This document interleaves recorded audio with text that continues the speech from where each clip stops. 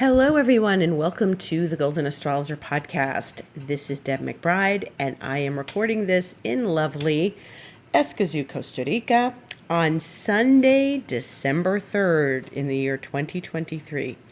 The year is winding down. Can you believe it? This is it. We are in the last weeks of 2023. It is incomprehensible, but that being said, do you have any ideas of energetic projections for 2024? Do you know what you want to project energetically into the new year? What you want to attract to yourself? We're getting closer and closer to that new year. What is it that you want to pull in? What energetics are you using to receive what you want to receive in the new year, 2024? And I can assist you on that journey, and I want to talk about this because on December 18th, I am offering my Vision of the Future 2024 masterclass, where we will explore the energetics of 2024 and through the lens of astrology. And we are going to discuss what energetics are available to us and how we can use them to receive what we need and want and desire, most importantly, in the new year. So what energetic projections are you making in this new year? And how can they align properly with the astrology of 2024?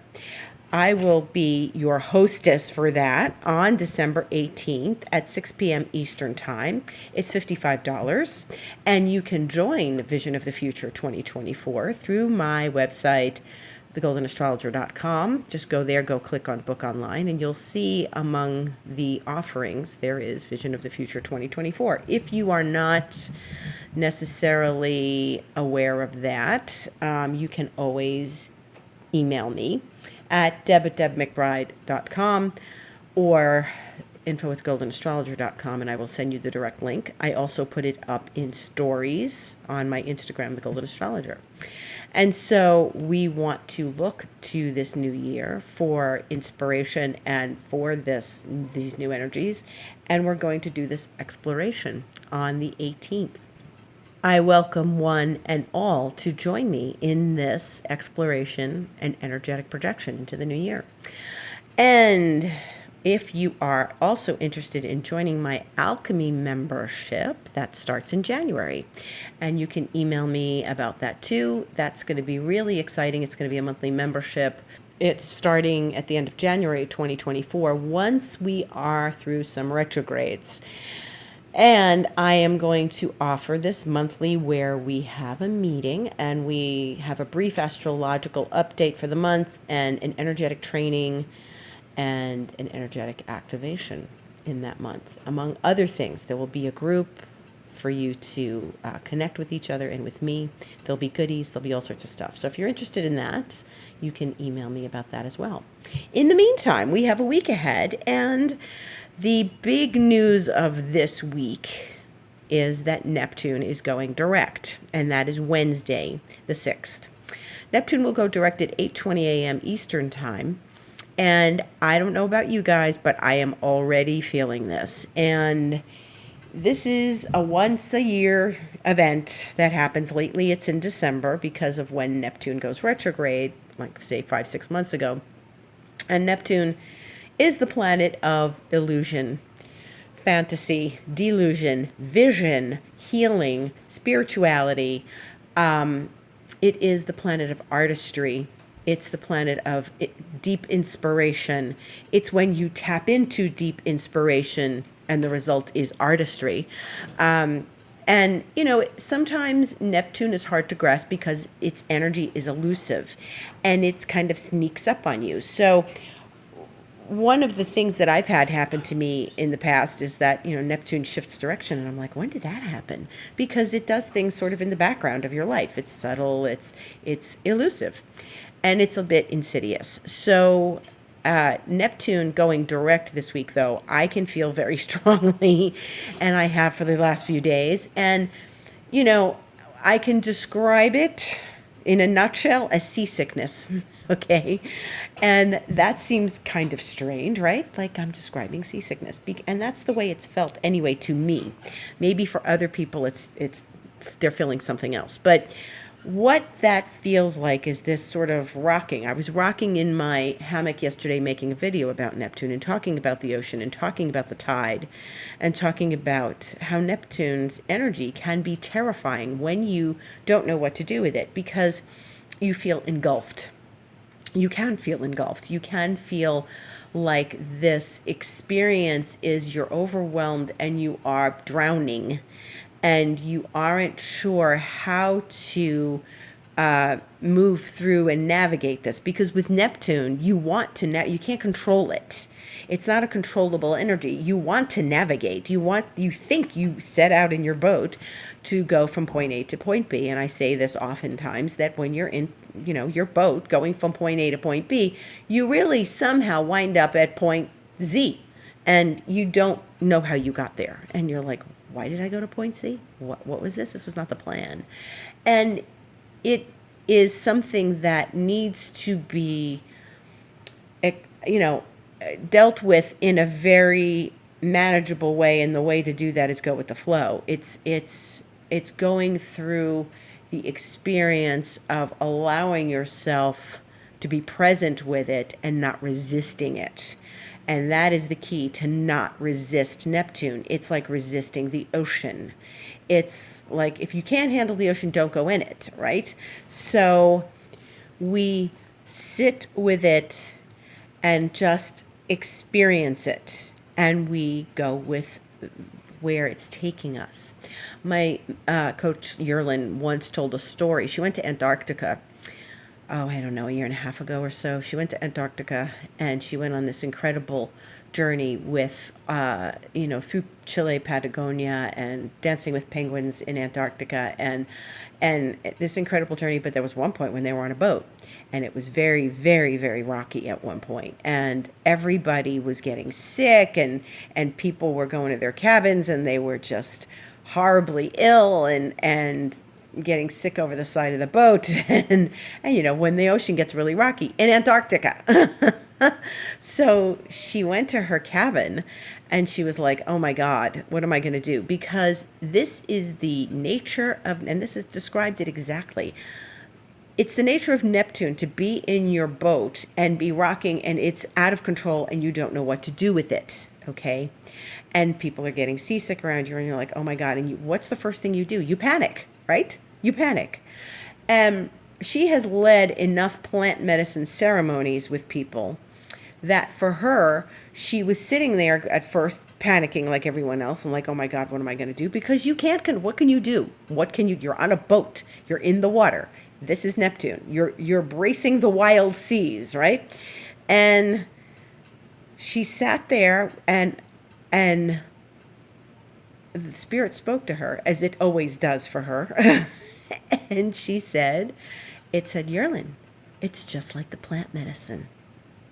And she felt then Mother Ocean come and embrace her. And that's what she knew. Once she knew that it was just like the plant medicine, and she had enough experiences to navigate that, then she relaxed into it and let go. And that's what you have to do with this. So instead of panicking, which is the natural response, you relax into it and you let go. And she rocked and opened her cabin door and sat and watched the water, which no one else was doing unless they were going to get sick. And she sat with there like Mother Ocean embraced her and rocked her to sleep. And that's exactly what happened. Mother Ocean rocked her she allowed it to rock her to sleep. And she just melted into it. And when she did not resist it and embraced it and let it embrace her, they weren't going to die. Nothing was going to happen. I mean, this was a large enough boat. There were many, it wasn't like 3 people on it. There was many, many people. It was a big boat with lots of people. And she just let it take her. And this was the most incredible experience that she described, because she's so right. And this is what we do with these energies. The first instinct is to panic. You can't panic. You got to embrace it and let it work with you and wash over you and just sit with it.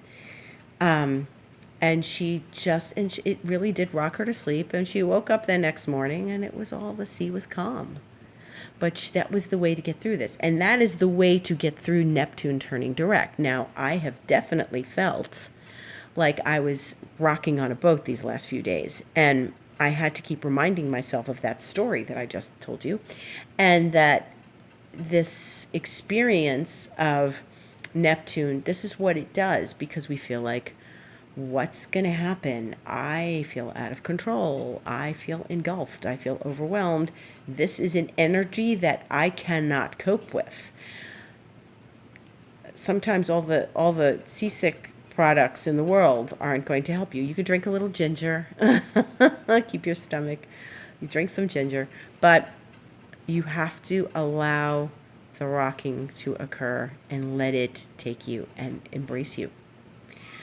And then when you reach the point of peace with this and you come to peace with it, because all it really is fear.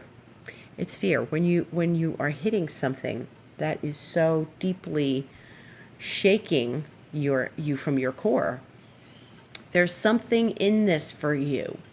There's something deep in this for you. Okay, Neptune's in its own sign of Pisces. This is all about the ocean and the water.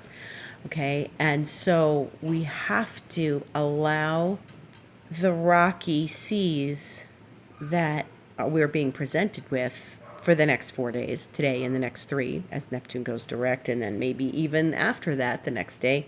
Allow the rocky seas to embrace us and be present with it, okay? It's like the tide is coming over your head. That's what this feels like right now. Certainly that's what it feels like to me. Maybe you're just gliding through this and you're like, meh, maybe you're a Pisces and this doesn't affect you. You're just like, yeah, I mean, it's like every other day. But if you're very earthbound, you're a very earthy sign, this might feel like lopsided to you. But it's no matter. We have to process this because it's showing us something. So the thing to look at is, what are you so afraid of? What is making you so afraid? Is it this stormy passage that you might be going through right now? There could be a stormy passage. If you're feeling that, what is the stormy passage and what are the emotions surrounding that? Like I said, a lot of it is fear. There's lack of confidence. There's, can I do this? There's all sorts of things. But this is really about, all it is navigating the rocky water. And, it's not like we said, hey, I'm going to go on a boat right now. Like I said, if you can't handle the ocean, you stay out of it, right? So I believe that we're being, like, the ocean's thrust upon us, whether we like it or not right now. And so it feels like we don't have stability. It feels like we don't have security. It feels like we don't know where we're being taken to point Z, because we thought we left and we were going to point B, but somehow we're elsewhere. And we have to allow this we can't avoid Neptune going direct. I can't go and hide. I mean, you could, but that would be Neptunian too. To escape is Neptunian. No matter how you escape, if you take drugs, if you go to bed, if you go hide in the closet, this is all Neptune. That's all Neptune, right? So if you want to avoid this, you're being very Neptunian anyway. So the best thing to do is confront it, right? Stare it square in the eye. Let the energy move through you and don't resist. Allow the stormy seas to exist and you can coexist with them. And you are, not necessarily holding on for dear life, but you are confronting what it is that's so unsavory, scary, wobbly, insecure, causing panic. Okay? And it's an interesting thing because, Neptune is just so elusive and kind of like we think of it as mellow. And when we know people who are Pisces, they're mellow and they're kind of groovy and they're the kinds of people who can pass through these eyes of the storm. And they'll say, oh, it was a quiet week. And the rest of us are like, wah! This week was crazy. And the astrology, I probably told the story before. I remember there was one eclipse one year when I was still studying with Michael Luton, and it was such a crazy eclipse.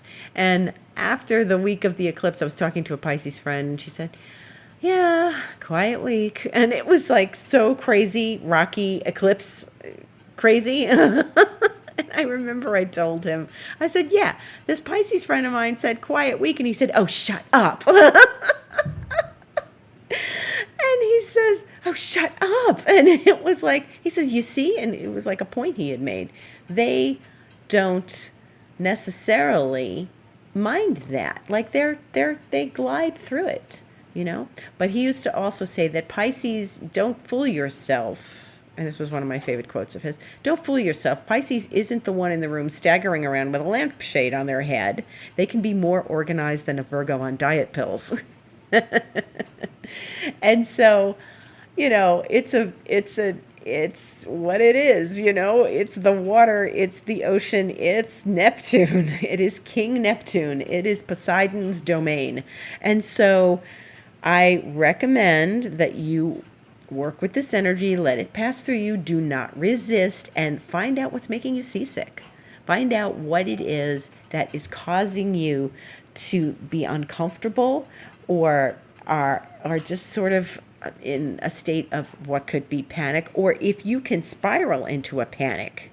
And I have felt these last few days too. If I didn't feel these things, I wouldn't be able to report back to you about it, because I know somebody out there is listening to me. Not everybody is spiraling into a panic and on the stormy sea. Somebody else is, oh yeah, I'm just like, it's another day, right?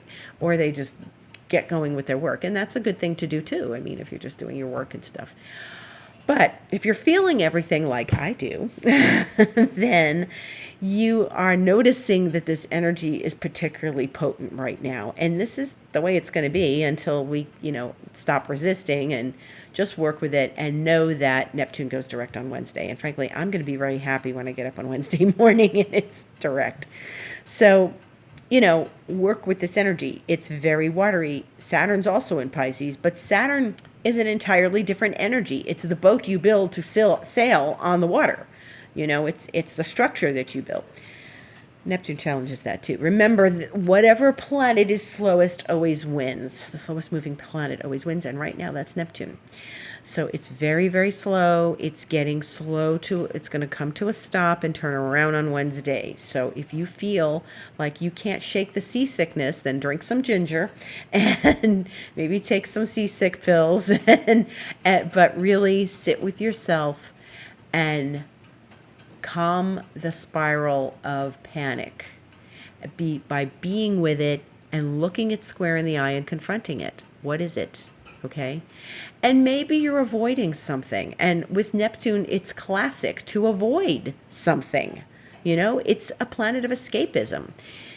If you are feeling like you're avoiding something and you haven't handled something that needs to be handled and you keep going, I'll take care of it tomorrow, next day, on next week, whatever, then I suggest you tackle that problem, whatever it is. Whatever it is. Don't avoid it. Don't escape from it, because it's not going to help you anymore. It's probably going to make you more seasick if you don't acknowledge and work through whatever that issue is. This is the big transit of the week, and it doesn't take much. All it takes is this Neptunian energy to shake us up before it goes direct to get us, moving, right? If it gets us moving, we have to pick up and do something. Even Neptune wants us to do something. And if taking action is going to get you out of that state of panic, then by all means take the action you need to, because that's going to relieve some of this, okay? And I know there's some action that we all have to take that probably we don't want to, but it's important. It's important to do that so we stop feeling seasick. In other planetary realms, Venus is finishing up her tour of duty in her favorite sign of Libra, one of her favorite signs. And tomorrow she will enter the sign of Scorpio at 1:51 p.m. Eastern Time. And Venus is in lovely Libra for another, less than 24 hours. And she's not at her best in Scorpio, okay? It's not her favorite sign. Not her favorite sign. But she manages, and she's very sexy in Scorpio, and she's very, mysterious and passionate and creative. Scorpio is a water sign, so we're getting more water in the sky, folks. Tomorrow, more water. I'm glad everybody's like listening to me going, are you crazy? There's more water, more seasick. But tomorrow she will be in Scorpio, and she will remain there until the 30th of December. So it's an interesting year end, but we're going to talk about that too as the months progress. The month progresses. She's going to leave Scorpio. She's going to be in Scorpio all month. So, maybe Christmas gifts will be a little sexier or something. But she isn't in her favorite flavor, because her favorite flavor is Taurus, and Taurus is the opposite sign from Scorpio. So I mentioned this a bit last week. She will be there all month, and she's going to give us more passion, maybe more inspiration, more depth. This is it. This is more depth. She's really going to be the last planet to go through Scorpio of the inner planets, because the sun is finished. It's in Sag. Mercury's finished. It's moved into Capricorn. Mars is finished. It's in Sag. So she's the last one in Scorpio, and she's going to give us that juicy Scorpio flavor, a little spicy. So allow the spice to come forward. The worst thing you can do is repress your own spiciness. Okay, here we are again. Don't resist the spicy. Don't resist the seasickness. Don't resist the spiciness. We're going into more water. This is another planet in water. That's going to be, 3 planets in water, because Saturn's in Pisces, Neptune's in Pisces, Venus is going to be in Scorpio. So this is water. And, the good news is she's going to make a very nice trine to Saturn on Tuesday, 5:51 p.m. So she's entering Scorpio tomorrow, and then Saturn's already at 1 and a little bit over 1 degrees of Pisces, and she's going to make some very nice contact to Saturn, which is good and stabilizing, and maybe financially stabilizing, okay? And she can be spicy, but she can also play the game with the rules when she's trying Saturn. So she's really giving us some stability in this week, okay? Because, they're talking nicely to one another.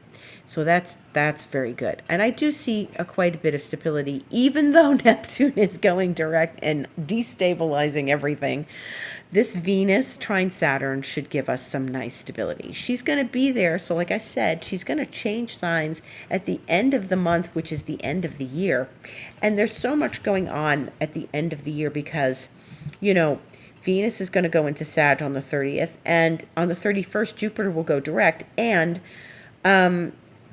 Mercury will turn direct New Year's Day. So it's like the day after, right? And Chiron will go direct, like right after Christmas. So Chiron will station at 15 Aries. And so we've got a lot of shifts and changes happening in those last days of this year. So it's going to be interesting. And I'm glad we're moving into the new year. Like, remember last year? Remember when we were moving out of 2022 and I said, with the new moon and the lunar new year and everything starting in January, and then Uranus going direct, and then Mars was going to go direct, but it was still going to be in Gemini, but going direct not until the new year. Remember that? Last year, go back and listen to last year, December of last year, because I kept saying nothing starts until January, really January 21st last year or so. And this year it's different. Things are going direct sooner. And so when we step into that new year with our energetic projections, we will be, stepping into that new year for real. So, the other stabilizing thing is this week is that Mercury in Capricorn is going to make a very nice relationship, another nice trine to Jupiter in Taurus, and that's on Thursday. So we like that. We like when Mercury and Jupiter speak nicely to one another. This is good. This is speaking sweetly. Mercury is in a very practical place. It's in Capricorn. I know I have Mercury in Capricorn. I know what that feels like. And it's in that nice practical place, and it's going to trine Jupiter, and that's good. That's, now remember last week, Mercury squared Neptune, and I think that full moon was complicated and difficult. I think that was a heavy duty full moon because it was loosely squaring Saturn, okay? And that was kind of hard. I felt harder than I expected it to be and harder than I thought it should be because it was loosely squaring Saturn. But still in all, it was a full moon, and it was making that lunation, squaring Saturn, and Mercury was squaring Neptune, so it was a little too much. Now we've got Mercury speaking sweetly to Jupiter, and they're going to have a nice conversation, and they're going to think about abundance and ways of stretching ourselves and being abundant, and that's very good. And then, very nicely, on the 9th, Saturday, Venus is going to be in opposition to Jupiter. Now, I know it's an opposition. Venus is in Scorpio as of tomorrow. She'll move along. She'll oppose Jupiter, which is in Taurus, as we know. And, this is actually good. And this is really interesting for a couple of reasons. One is that Venus, you think an opposition, you're thinking Mars opposite Saturn, right? Which we had a while ago, but we're not there. We're it's Venus and Jupiter, okay? That these are good planets talking, having a little fun. They're playing with each other a little bit. Venus is going to be spicy, Be very careful in your Christmas shopping on Saturday the 9th. Make sure that you don't overindulge. That can easily happen, especially Jupiter and Taurus wants comfort food and everything. Let's get a big lunch while we're out shopping with our 20 shopping bags.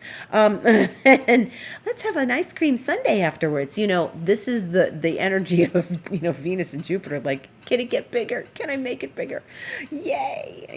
And so that's a very good aspect. Let's not overdo it with the eggnog, okay?